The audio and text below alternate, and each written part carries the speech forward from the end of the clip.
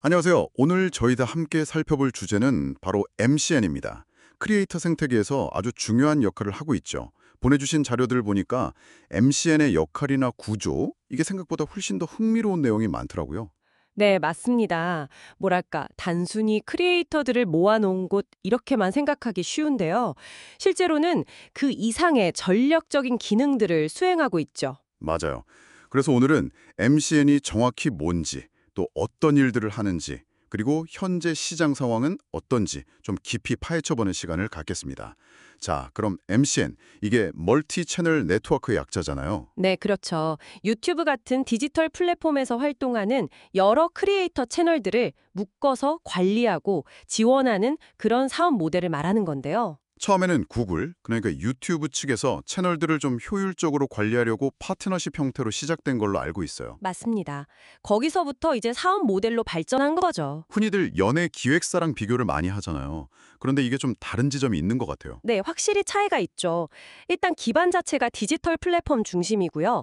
또 수익 모델도 플랫폼 광고 수익뿐만 아니라 브랜드 협업, 커머스, IP 사업까지 훨씬 다양하다는 게 큰 차이점입니다. 그냥 관리만 하는 게 아니군요. 그럼요. MCN의 진짜 목표는 크리에이터가 성장하도록 돕는 거예요. 교육이나 채널 컨설팅 같은 걸 통해서요.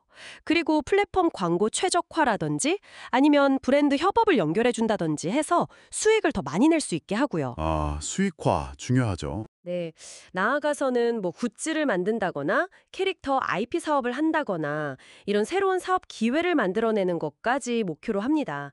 본질적으로 보면 크리에이터, 플랫폼, 그리고 광고주 이 사이를 연결하면서 새로운 가치를 계속 만들어내는 역할이죠. 그럼 구체적으로 어떤 도움들을 주는 건가요?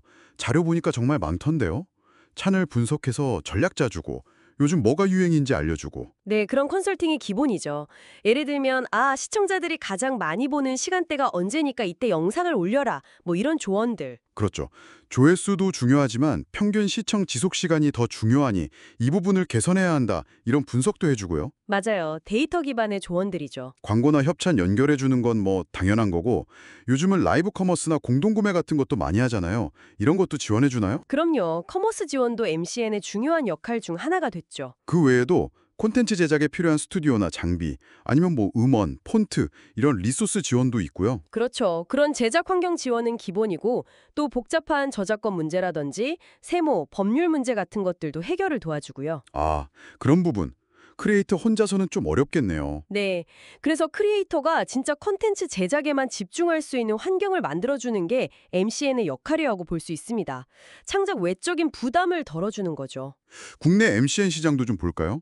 모든 분야를 다 다루는 뭐 다이아TV나 샌드박스 네트워크 같은 종합 MCN이 있고 네, 그런 곳들이 대표적이죠. 또 뷰티나 커머스처럼 특정 분야에 딱 특화된 곳들도 있잖아요. 레펠이나 아이스 크리에이티브 같은 특화 MCN. 맞아요. 그리고 요즘엔 틱톡 같은 숏폼 콘텐츠 전문 MCN들도 많이 생겼죠. 수니엔티나 쇼트 같은 곳들이요. 아, 숏폼 MCN. 이것도 하나의 큰 흐름이군요. 네. 플랫폼 변화에 따라 MCN 형태도 계속 바뀌는 거죠. 회사마다 주력하는 역할이나 규모도 다 다르고요. 여기서 좀 주목할 만한 게 유튜브 공식 파트너 자격. 이게 있는 MCN들은 뭔가 더 특별한 기능이 있다면서요? 네. 그게 중요합니다. 공식 파트너 MCN들은 유튜브의 CMS, 그러니까 컨텐츠 관리 시스템이나 컨텐츠 ID 같은 기술을 직접 활용할 수 있거든요. CMS나 컨텐츠 아이디어? 그게 뭐죠? CMS는 소속 크리에이터들의 콘텐츠 데이터를 통합적으로 관리하고 분석할 수 있는 시스템이고요. 콘텐츠 아이디는 영상 저작권을 관리하고 보호하는 기술이에요. 예를 들어서 내 채널의 영상이 다른 곳에서 무단으로 사용됐을 때 이걸 자동으로 찾아내거나 아니면 사용될 경우에 광고 수익을 정산받을 수 있게 해주는 거죠. 와, 그거 굉장히 중요한 기능이네요. 특히 저작권 문제 민감하잖아요. 그렇죠. 이런 기술 접근성이 MCN의 경쟁력이 되기도 합니다. 모든 MCN이 다 가진 건 아니거든요. 해외 쪽은 어떤가요?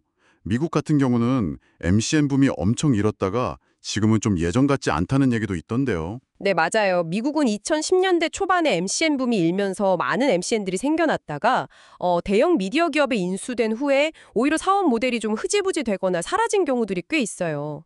메이커 스튜디오나 풀스크린 같은 곳들이 그랬죠. 아, 인수합병이 꼭 좋은 결과만 낳는 건 아니군요. 그렇죠. 반면에 일본의 UUM 같은 경우는 상장까지 하면서 여전히 건재하고요. 시장 환경이나 각 MCN의 전략에 따라 결과가 많이 다른 거죠. 결국 시장 상황이 계속 변화하고 있다는 거네요. 네, 플랫폼 정책 변화에 얼마나 잘 적응하는지, 또 MCN 자체적으로 얼마나 경쟁력 있는 비즈니스 모델, 예를 들어 자체 IP 개발이나 커머스 역량 같은 걸 갖추는지가 중요해지고 있습니다. 오늘 MCN에 대해서 쭉 이야기 나눠봤는데요.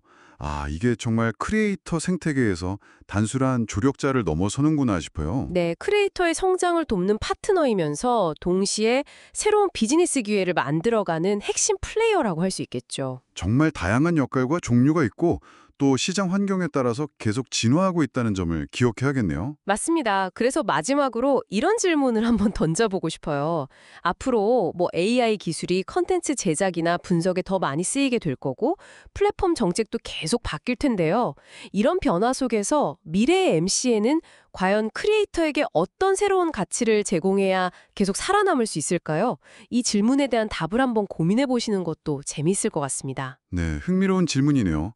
MCN의 미래 그리고 크리에이터와의 관계 변화 저희도 계속 주목해 보겠습니다. 오늘 말씀 감사합니다. 네, 감사합니다.